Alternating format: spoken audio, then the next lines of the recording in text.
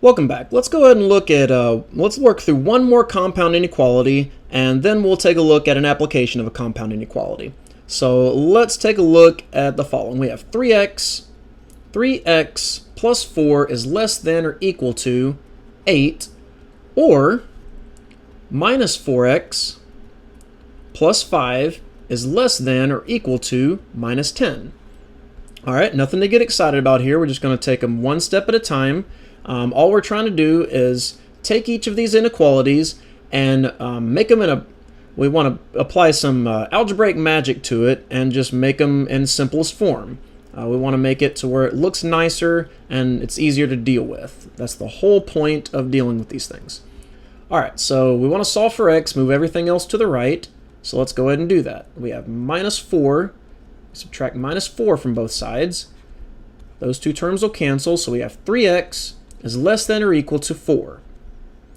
We can solve for our variable by dividing both sides by 3, which leaves us with x is less than or equal to 4 over 3.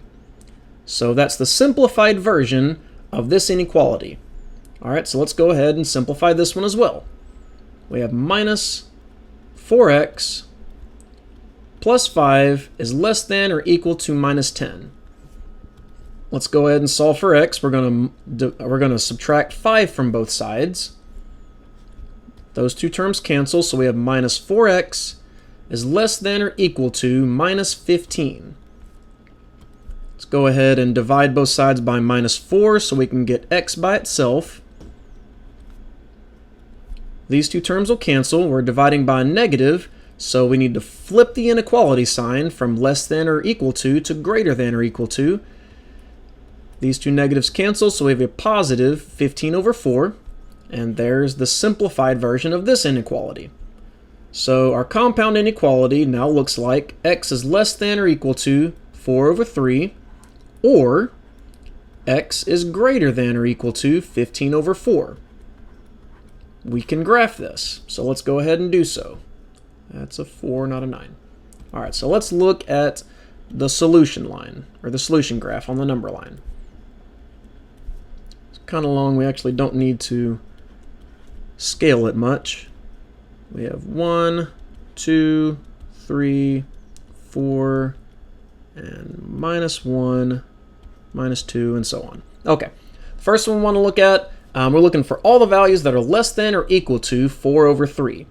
4 over 3, or 4/3, is somewhere right about here. So we're going to put a bracket to the left, opening to the left, because we want all the values that are to the left, or that are less than 4/3, including 4/3 in our solution interval. So we're going to put a bracket here, and we're going to shade to the left.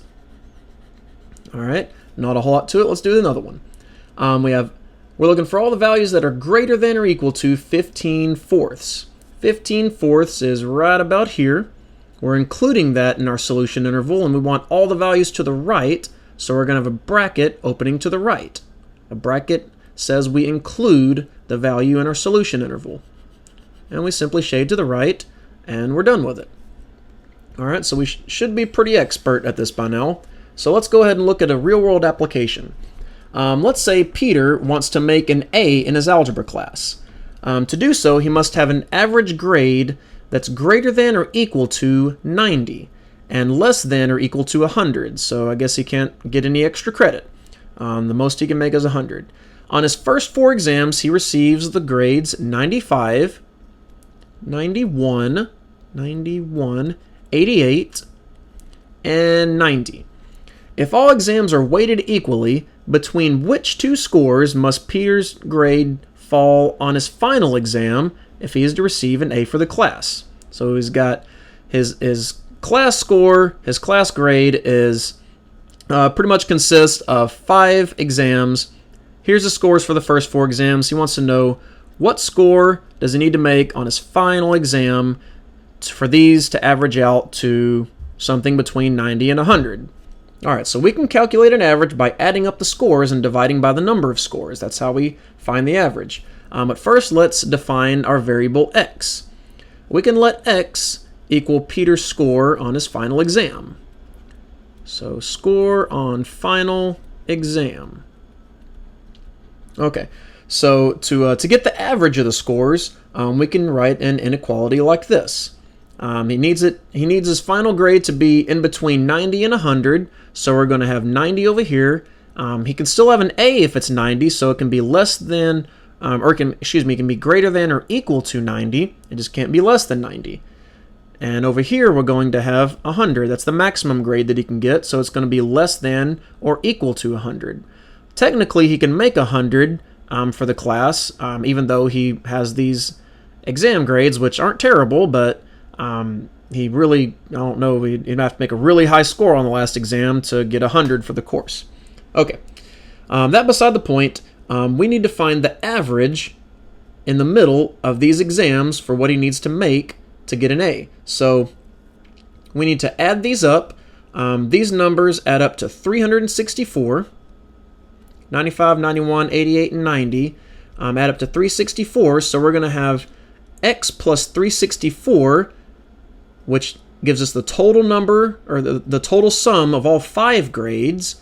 These 4 grades are 364 plus this final grade that we don't know yet, but we defined our variable as the score on this final exam. So x plus 364 divided by the number of exams gives us an average. So 5 exams, so we divide that by 5. And we have an inequality to solve. So recall when we're dealing with an AND compound inequality, we split it up into 2 separate inequalities and solve each inequality separately. So let's go ahead and do that and make life easier on ourselves. So let me change colors and let's deal with this inequality first. So we have 90, actually let's write it like this. Let's write x plus 364 divided by 5 is greater than or equal to 90.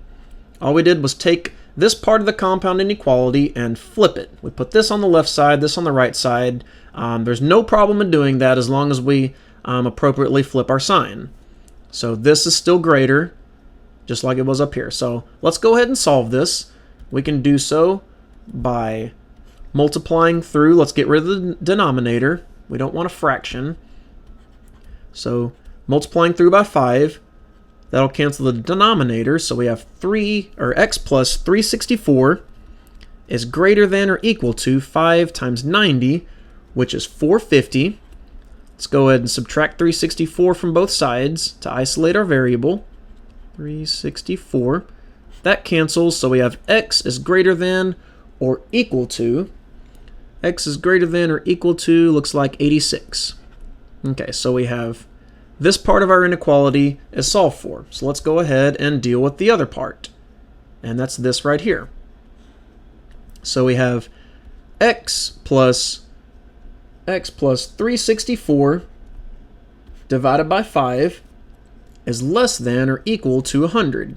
Let's go ahead and start solving this one by the similar way that we did over here. Let's multiply through by 5 to get rid of the fraction. This denominator cancels, so we have x plus 364 is less than or equal to 5 times 100, which is 500. Okay, 500, so we subtract both sides by 364 to get x by itself. These terms cancel, so we have x is less than or equal to, looks like 136. All right, so these are our 2 inequalities. We started off with an AND inequality, so we're going to finish with an AND inequality. So we have x is greater than or equal to 86 and is less than or equal to 136. Okay, now this is actually the solution interval that Peter's score on his final exam has to be in order for him to get an A. So he has to make between an 86 and 136, which is kind of silly, but let's just hope that the exam has a bunch of extra credit on it. All right, so his score needs to be between 86 and 136 for him to have an A in the algebra class, given these 4 exams that he's already had.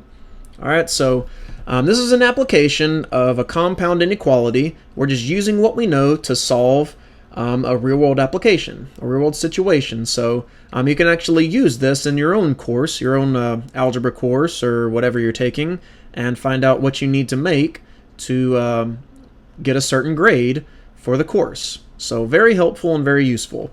So we'll look at these sometime in the future. We'll be dealing with more inequalities. So let's get used to them now. We did quite a few examples of them, so we should be pretty familiar and very comfortable with them. So I'll see you soon.